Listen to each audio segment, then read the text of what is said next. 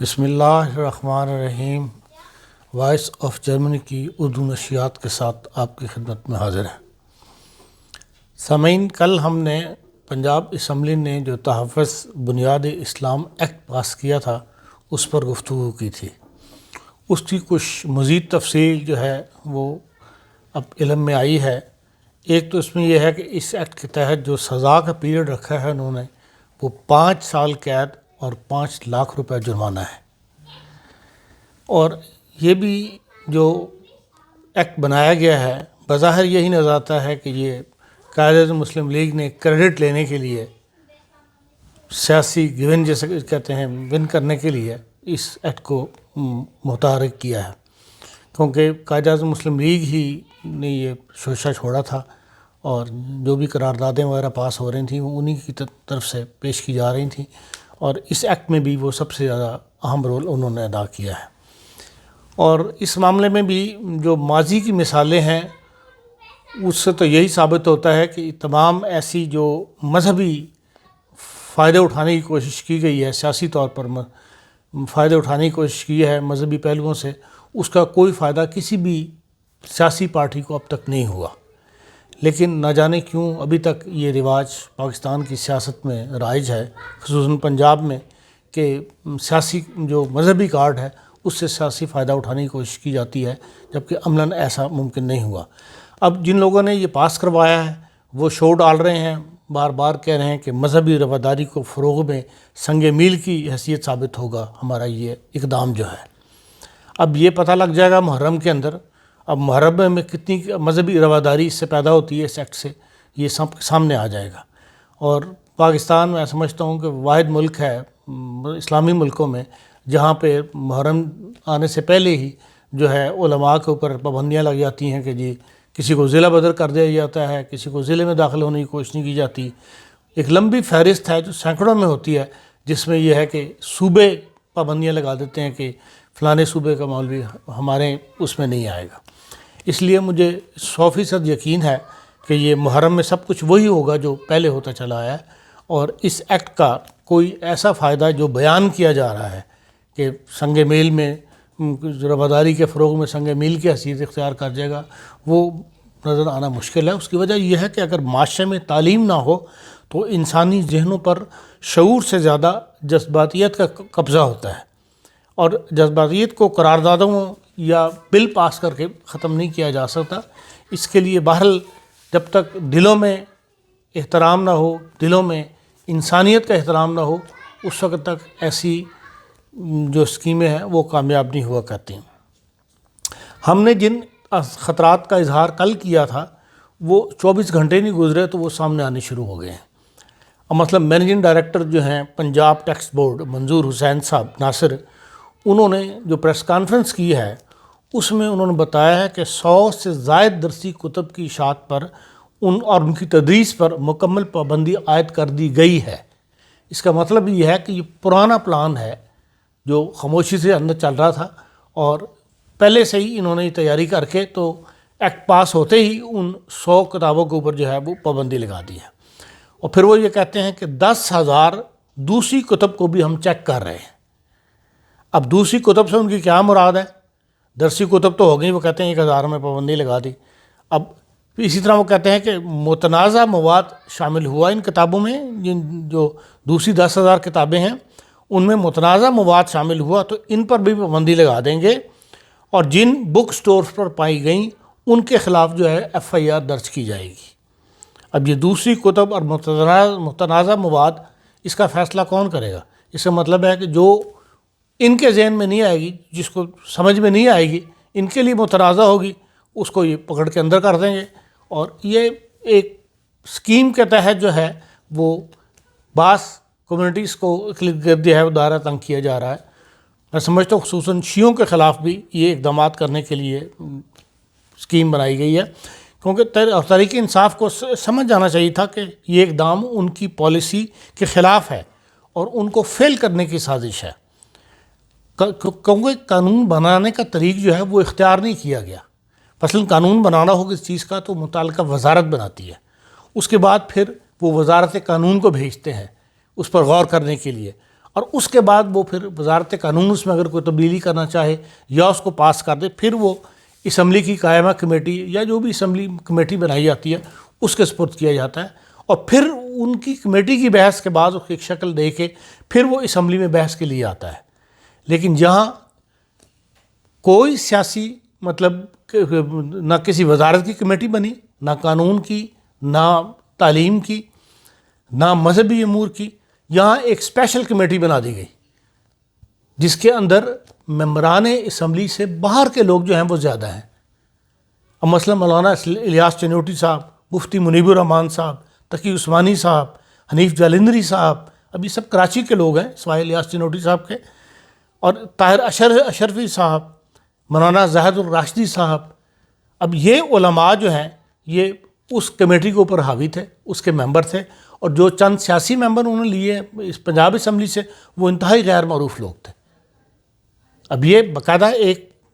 Plan کے تحت لگتا ہے کہ یہ قدم اٹھایا گیا ہے، اور وہ علماء جو سندھ سے ہیں یا کراچی سے ہیں یا جو عام طور پہ حرکت میں رہتے ہیں بیانات کے لحاظ سے بھی اور دوسری سیاسی مذہبی پارٹیوں کے خلاف بھی، جماعتوں کے خلاف، ان کو اس کمیٹی کے ممبر بنا کر اور اپنی مطلب کا ایک فیصلہ جو ہے ان سے یہ فیصلہ لے لیا گیا، اور پوری اسمبلی میں سے کسی نے اس پر اعتراض نہیں کیا کہ بھئی یہ ایک اسپیشل کمیٹی کیوں بن رہی ہے، یا ہم جو اسمبلی کے ممبران ہیں ان کے اوپر مشتمل کمیٹی ہونی چاہیے، یا وزارت قانون کو بنانا چاہیے، یا متعلقہ وزارت کو بنانا چاہیے۔ لیکن یہ ایک ایسی اسکیم کے تحت آہستہ آہستہ جو ہے آگے بڑھا جا رہا ہے جس کے خطرناک نتائج نکلنے کی امید۔ اور وہ جو ہیں اپنے تحریک انصاف والے وہ اسی بات پہ مطمئن ہے کہ ہم یکساں نصاب کی پالیسی جو ہے وہ 2021 سے نافذ کر دیں گے۔ یہ اس پالیسی کو فیل کرنے کے لیے یہ تمام اقدامات اٹھائے جا رہے ہیں، کیونکہ 18ویں ترمیم کے بعد تو لازمی صوبوں نے خود فیصلہ کرنا ہے، اور صوبے اس کے اوپر راضی نہیں ہوں گے، کیونکہ اس پرویز الہی صاحب نے بھی اپنی جو تقریر کی ہے اس کے اندر تمام صوبوں کو اس بات پر اکسایا ہے کہ وہ بھی اس قسم کا ایکٹ جو ہے اپنے پاس کریں۔ اس سے تحریک انصاف کی حکومت کو سمجھ آ جانی چاہیے کہ بھئی یہ اس کی جو یکساں نصاب پالیسی ہے جو چاہتے ہیں اس کو فیل کرنے کے لیے یہ اقدامات اٹھائے جا رہے ہیں۔ اب یہ بل جو ہے یہ ایک بنیاد بھی بن سکتا ہے کہ ہر فرقہ جو ہے وہ جو فرقہ بڑا فرقہ یا جو سمجھے کہ بھئی ہم اس سے متاثر ہو رہا ہے وہ اپنا علیحدہ تعلیمی بورڈ رجسٹر کروانے کے لیے کیا نام اس کا دے دے گا، درخواست دے دے گا، جس طرح کہ آغا خان فاؤنڈیشن نے اپنا بورڈ علیحدہ بنایا ہوا ہے۔ اسی طرح جب جس کو جو چیز نہیں پسند آئے گی یا وہ دیکھے گا میری زندگی تنگ ہو رہی ہے تو وہ علیحدہ تعلیمی بورڈ کے لیے علیحدہ دے دیں گے۔ اس سے ایک نیا تفرقہ جو ہے وہ انتشار جو ہے وہ پیدا ہوگا، اور پھر جو تعلیمی بورڈ بنے گا وہ پھر اپنا نصاب بھی ہو سکتا ہے کہ اس علیحدہ کرنے کے لیے یہ پالیسی اختیار کرے، اور اس سے یقیناً نقصان ہوگا بجائے اس کے کہ کوئی آپ کو فائدہ ہو۔ اب جو پالیسی وہ لے کر آ رہے ہیں اس یکساں نصاب والی، اس پہ بھی بعض لوگوں کو تحفظات ہیں، اور اس کا اظہار جو ہے وہ مضامین میں آرٹیکلس میں ملتا رہتا ہے۔ اب وہ یہ کہتے ہیں کہ بھئی اسکولوں کا معیار کی طرف توجہ دینی چاہیے۔ نصاب اگر آپ ایک کر لیں اور اسکولوں کا معیار ایک نہ ہو تو بچوں کے اندر وہ کانفیڈنس پیدا نہیں ہوگا جو ایک جیسے مطلب کانفیڈنس سارے بچوں میں اسکولوں میں پیدا نہیں ہوگا۔ اس لیے کہ جو ٹاٹ پہ بیٹھ کر پڑھ رہا ہے یا جو اس کی کلاس درخت کے نیچے لگتی ہے اس میں، اور ایچ کالج سے جو پڑھ کر نکلتا ہے، چاہے نصاب ایک ہی ہو، ان کے اندر عملی طور پر عملی میدان میں قدم رکھتے ہوئے ایک کانفیڈنس کا فرق ہوگا۔ اس لیے لیکن حکومت کی ابھی تک اس کی طرف توجہ نہیں ہے، اور نہ ہی وہ مطلب لوگوں کو جو مضامین لکھ رہے ہیں یا اس طرف توجہ دلا رہے ہیں اس کی طرف کبھی بھی کوئی بیان پڑھنے کا حکومت کا نہیں آیا کہ نہیں حکومت اس طرح توجہ کرے گی۔ اور اگر یہ قدم نہ اٹھایا گیا تو بظاہر یہی نظر آتا ہے کہ یہ یکساں نصاب پالیسی جو ہے وہ ان کی فیل ہو جائے گی یا پاس نہیں ہو سکے گی، یا وہ نتائج نہیں دے سکے گی جو عمران خان صاحب کے اپنے ذہن میں ہیں۔ اس کے علاوہ پاکستان سے سپریم کورٹ میں پہلے 2 جج صاحبان نے نیب کے خلاف بیان دیا تھا، فیصلہ دیا تھا، اور کل یہ ہے کہ انہوں نے اپنے چیف جسٹس صاحب نے بھی پوری ملے جلے الفاظ میں نیب کی صورتحال جو بیان کر دی ہے، جس کے بعد اب سیاستدانوں نے 24 افراد پر مشتمل ایک کمیٹی بنا دی ہے جو اپوزیشن اور حکومت کی مل کے جو احتساب کے قوانین کے اوپر غور کرے گی. لیکن اپوزیشن کا تو شور تو یہی ہے کہ بھئی اس کو احتساب کا جو نظام ہے اس کو لپیٹ دیا جائے اور احتساب بیرو ہی ختم کر دیا جائے اور احتساب کی نئی پالیسی اس کے بعد بنائی جائے. اب اس سے پہلے جو پالیسیاں بنی تھی ہیں، یہ احتساب بیرو بنا تھا، وہ بھی سیاستدانوں نے بنوایا تھا. انہی کے کہنے پہ یہ ساری قانون وغیرہ ترتیب دیے گئے تھے. اصل چیز یہ ہے کہ سیاستدانوں کو اس کی طرف کرپشن سے رخ موڑنا چاہیے اور سیاست کرنی چاہیے عوام کے لیے، تاکہ اس قسم کی جو روز مسائل اٹھتے ہیں جس سے دنیا کے اندر، پریس کے اندر پاکستان کی بدنامی ہوتی ہے، اس سے بچا جا سکے. اس کے علاوہ ایک اور دلچسپ خبر یہ ہے کہ مولانا فضل الرحمان صاحب کے جو بھائی ہیں ضیاء الرحمان صاحب، ان کو جو ہے وہ ڈپٹی کمشنر لگا دیا گیا ہے کراچی وسط کا. اور بات یہ ہے کہ وہ ان کے پاس ڈومیسائل ہے صوبہ سرحد کا، اور صوبہ سرحد میں حکومت ہے تحریک انصاف کی. وہ ان کو وہاں نہیں رکھنا چاہتے،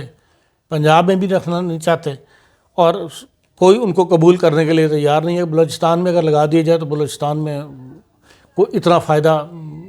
جس نیت سے ان کو لگنا ہے انہوں نے، وہ ان کو نہیں پہنچے گا. اس لیے ان کو کوئی قبول نہیں کر رہا تھا. تو یہاں بھی زرداری صاحب کی دوستی جو ہے وہ ان کو کام آ گئی، اور انہوں نے کراچی وسطی کا ان کو ڈپٹی کمشنر لگا دیا ہے. اب علی امین گنڈا پور صاحب جو منسٹر ہیں کشمیر کے، جو ڈیرہ غازی خان سے تعلق ہے، ان کا کلیم یہ ہے کہ بھئی یہ جو ہے سول سروس کے آدمی نہیں ہیں. انہوں نے کوئی سول سروس کا امتحان، جو سروسز کے امتحان پاس کرنے پڑتے ہیں، وہ پاس نہیں کیا ہوا. بلکہ ان کو جب کشمیر کمیٹی کے چیئرمین تھے مولانا فضل الرحمان صاحب، تو انہوں نے ان کو بھرتی کروا دیا تھا صدر صاحب سے کہہ کے، زرداری صاحب سے. اور یہ پاکستان کی سول سروس میں ہوتا ہے کہ عام طور پہ جو مزید کسی سے افسر سے زیادہ خوش ہو تو وہ اس کو سول سروس کے درجے کے نوکری جو ہے وہ دے دیتے ہیں. مجھے یاد ہے کہ جو اپنے تھے جتوئی صاحب، جب وہ وزیر اعظم تھے تو انہوں نے جاتے جاتے اپنے 3 مہینے کے لیے نگران وزیر اعظم بنے تھے، تو اپنے جو پرائیویٹ سیکرٹری صاحب تھے مصطفیٰ صاحب، ان کو انہوں نے فارن سروس کے اندر جو ہے ریکمینڈ کر دیا تھا، اور ان کو فارن سروس کی جوائن کر لی، اور بعد میں وہ امبیسڈر ہو کے تو ریٹائر ہوئے تھے. جرمنی سے جو خبریں ہیں ان کے اندر آپ کو پتہ ہے کہ جو دوسری عالمی جنگ تھی اس کو ختم ہوئے بھی 82 سال ہو گئے ہیں. اب یہ ہے کہ ابھی تک جو نازی ازم کا کوئی نہ کوئی اثر یا کوئی نہ کوئی واقعہ جو ہے وہ سامنے آ جاتا ہے. اب ابھی بھی ایک جو نازی ازم میں جن لوگوں نے نوکریاں دی تھیں یا جن لوگوں نے ظلم کیے تھے ان سب کو سزائیں دی گئی تھیں. اور ابھی حال ہی میں ایک 93 سالہ بوڑھا جو ہے اس کا پتہ لگا ہے کہ اس نے بھی نازی گارڈ تھا، اور اس نے 5232 افراد کو جو ہے ہلاک کیا تھا. اور اس کے خلاف جو ہے وہ عدالت میں مقدمہ چل رہا تھا کہ بھئی آیا اس کو سزا دی جائے یا اس کو معاف کر دیا جائے یا اس پہ صرف فرد جرم عائد کر دی جائے کہ بھئی اس کی ایج کی وجہ سے. لیکن یہ کافی مقدمہ چلا ہے اور اب جا کے اس کو فیصلہ ہو گیا. انہوں نے کہا جی ایسی صورت میں جو نازیزم کے لوگ ہیں یا جنہوں نے ظلم کیے ہوئے ہیں ان کو معاف نہیں کیا جا سکتا، اس لیے اس کے اوپر فرد جرم عائد کر دی گئی ہے. لیکن یہ ہے کہ اس کی عمر کا خیال کر کے، کیونکہ اس کو خود اپنی ذات کو سنبھالنا مشکل ہے، تو اس کو صرف 2 سال کے لیے جیل کی سزا دی ہے، مطلب 2 سال کی سزا دی ہے. اور اس میں بھی یہ رعایت رکھی ہے کہ وہ اس کے گھر کو جو ہے وہ سب جیل قرار دے دیا جائے گا. مراد یہ ہے کہ بھئی جو ظلم جہاں ہو یا جو لوگ ظلم کرنے میں شامل ہوں ان کو بہرحال یورپین سوسائٹی جو ہے وہ معاف کرنے پہ تیار نہیں ہے. اسی طرح یورپ میں سے جو داعش کے لیے جو ہے یورپ سے 5000 کے قریب لوگ جو تھے جنہوں نے جا کے داعش کو جوائن کیا تھا، جن میں عورت بھی تھی، مردیں بھی تھیں. ان میں سے بڑی تعداد جو تھی وہ 1700 بندے جو ہے فرانس سے گئے تھے، جن میں زیادہ تر عربی نسل تھے یا عربی نژاد تھے. اور ان میں سے ابھی تک 1000 افراد جو ہیں وہ ان کی داعش کی جیل میں ہیں، جو کردش ایریے میں ہے ان کی جیل کے اندر ہیں، اور ان کو فرانس قبول نہیں کر رہا تھا. ان میں بھی جو لوگ شروع میں یہاں آ گئے تھے ان کے اوپر بھی یہاں مقدمے چلے گئے، جو پکڑے گئے. اور بعد میں انہوں نے لینے سے انکار کر دیا تھا. تو جن لوگوں کو جیلوں میں ہوئی تھی جیلوں سے انہوں نے لینے سے انکار کر دیا تھا. لیکن اب فرانس کے اندر یہ 300 جو ہے نا خواتین، جن میں ان جیلوں میں پیدا ہونے والے بچے بھی شامل ہیں، ان کو لینے پر ایک رضامندی ظاہر کی ہے فرانس نے. اور لیکن انہوں نے کہا کہ ان سب کو جو ہے عدالتی کارروائی کا سامنا کرنا پڑے گا. اس کے علاوہ جرمنی میں ایک صوبہ ہے باٹن وورٹنبرگ، جس میں شٹوٹگارٹ مین شہر ہے جہاں مرسڈیز بنتی ہے. وہاں پر گرین پارٹی کی حکومت ہے. یہ واحد صوبہ ہے جس کے اندر گرین پارٹی کا آدمی جو ہے وہ وزیر اعلیٰ ہے. انہوں نے بھی کل فیصلہ کر کے تو پرائمری اسکول اور سیکنڈری اسکول کی جو مسلم طالبات ہیں ان کو چہرہ ڈھانپنے سے منع کر دیا ہے. مطلب باقاعدہ قانون بنا دیا ہے کہ وہاں اسکولوں کے اندر جو ہے آپ چہرہ کھلا رکھنا آپ کے لیے ضروری ہوگا. اس سے پہلے یہ معاملہ ہیمبرگ میں بھی جو اٹھا تھا اور ہیمبرگ کی عدالت میں بھی یہ گیا تھا، تو ہیمبرگ کی عدالت نے کہا تھا کہ ہم مجموعی فیصلہ نہیں کرتے، یہ ہر جو شہر ہے، یہ ہر قصبہ ہے، یہ ہر اسکول ہے، یہ اپنا فیصلہ خود کرے. لیکن جہاں جو ہے یہ فرق پڑا ہے کہ بھئی انہوں نے پورے صوبے کے اندر یہ اعلان کر دی، مطلب فیصلہ کر دیا کہ اسکولوں ابھی تک صرف یہ ہے کہ سیکنڈری اسکول اور جو پرائمری اسکول ہے وہاں پر یہ قانون لاگو ہوگا. ایسا ہی یہ قانون کیل کے اندر بھی موجود ہے، اور اس کے علاوہ ہالینڈ کے اندر بھی پورے ملک کے اندر یہ قانون موجود ہے کہ آپ وہ نہیں رکھ سکتے. اس کے علاوہ جو صوفیہ میوزیم تھا جس کے بارے میں 10 تاریخ کو فیصلہ آیا تھا ترکی کی عدالت کا کہ بھئی اس کو دوبارہ میوزیم کو مسجد میں بدل دیا جائے، آج 24 جولائی کو وہاں پہ جمعے کی نماز ہونی تھی جس میں ترکی کے صدر بھی شامل ہوئے ہیں، اور ہزارہا لوگ اس جمعے کی نماز میں شامل ہوئے ہیں. جو ٹی وی پہ دکھایا گیا ہے یا جو اطلاعات آ رہی ہیں وہ اس کے مطابق جو باہر کے گارڈن تھے وہ بھی سارے فل تھے، اور حکومت پھر پولیس کو جو ہے وہ پابندی لگانی پڑی اور انہوں نے لوگوں کو داخلہ بند کر دیا. ترکی کے لوگ جو ہیں بڑے جوش و خروش سے اس جمعے میں شامل ہوئے ہیں. وہ اصل میں تو وہ گارڈن جو ہے وہ تو مسجد جو بالکل 100 میٹر پہ ہی ہے، مسجد سلطان جس کو نیلی مسجد بھی کہتے ہیں، وہ اس سے بھی بڑی مسجد ہے، اور وہ گارڈن بھی اسی مسجد کا حصہ ہے، وہ بھی یقیناً فل ہوگی. اور اس کے باوجود جو ہے اس مسجد کے اندر جو صوفیہ مسجد جو بن گئی ہے اس میں ہزارہا لوگوں نے شرکت کی ہے. اور جو فیصلہ ہے حکومت کا وہ یورپ نے اور دنیا نے تنقید کرنی تھی، ترکی کے اندر بھی سے بھی اس فیصلے پر کافی تنقید ہوئی ہے، لیکن اس کے باوجود یہ ایک اچھی خبر ہے کہ ہزارہا لوگوں نے آج وہاں پر جمعہ پڑھا ہے. اس کے علاوہ ناظرین، ہم نے پچھلے دنوں قونصل جنرل صاحب سے انٹرویو کیا تھا فرینکفرٹ کے جو نئے تشریف لائے تھے،